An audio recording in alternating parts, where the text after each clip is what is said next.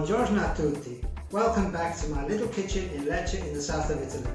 My name is Francesco and today I'm in the mood for some Asian food.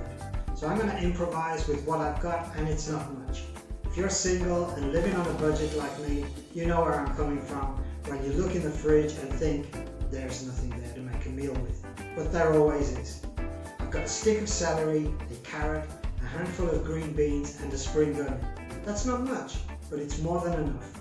I have a bit of ginger and garlic and some fish sauce, oyster sauce and sesame oil.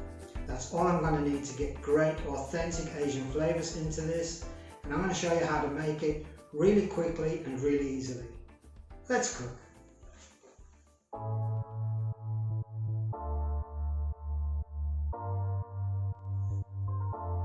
For today's recipe you are going to need rice noodles, ginger, celery, green beans, carrot, garlic, oyster sauce, sesame oil, fish sauce, salted peanuts, spring onion, and for sure some of the good old sriracha hot sauce.